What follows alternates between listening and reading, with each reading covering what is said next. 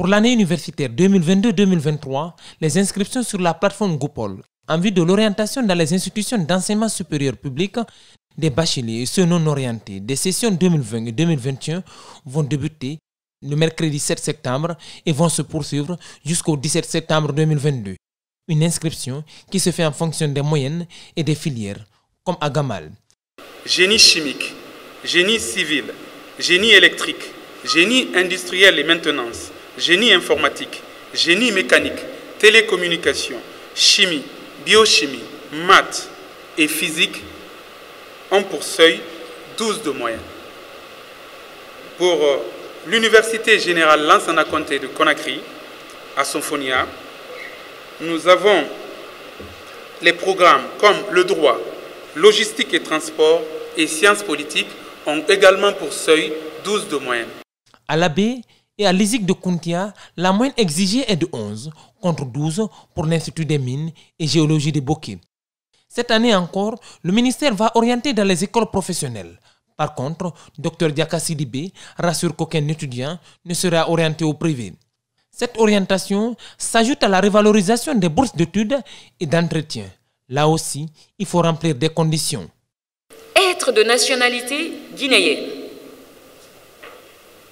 Être orienté à travers notre plateforme d'orientation qui est l'unique voie d'accès aux institutions d'enseignement supérieur public, ou encore sur titre, lorsqu'il s'agira des étudiants qui ont fini l'enseignement technique ou d'autres étudiants qui viendront accéder dans nos institutions sur titre avec l'équivalence, avec la passerelle entre les institutions d'enseignement.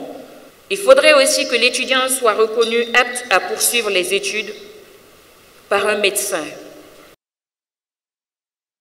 La hausse des bourses d'entretien rentre en vigueur à l'ouverture prochaine. Ensuite, suivra la biométrisation dès le premier jour de la rentrée. En Guinée, pas forcément besoin d'aller à l'école pour devenir un bon mécanicien. Certains, pour la plupart d'ailleurs, l'apprennent sur le tas dans les garages qui foisonnent à tous les coins de rue. C'est aussi une opportunité de formation et d'emploi pour des jeunes qui n'ont souvent pas eu la chance d'aller à l'école. Malgré les difficultés liées à l'apprentissage informel, nombreux sont ceux qui s'en sortent bien. Ça, c'est un métier d'avenir. Ce métier-là, quand tu n'es pas courageux, ce n'est pas facile que tu vas comprendre. Tu peux faire 10 ans de l'apprentissage. En tout cas, quand tu connais, ça, c'est un métier d'avenir. Tu peux faire tout ça dans ta vie dedans. Par amour pour ce métier, et puisqu'il n'a pas pu poursuivre ses études, Kaba Kamara s'est retrouvé dans la mécanique. J'ai aimé beaucoup depuis le jour de mon enfance. Mais j'étais à l'école, mais je n'ai pas pu étudier. Donc vraiment, c'est pour cela que je me retrouvé au garage. J'ai marié, mais je n'ai pas d'enfant d'abord. Je viens de marier. Donc le travail là, c'est très très beau. Ce n'est pas un travail de pagaille. Quand tu as eu le travail là, tu peux te nourrir tes enfants. Étudier et apprendre un métier est bel et bien possible, selon ce jeune mécanicien de moto. Je suis élève, en même temps je pratique le métier. Parce que aujourd'hui, le métier est plus important. J'aime le métier aussi. Je vais étudier en même temps, je pratique aussi le métier.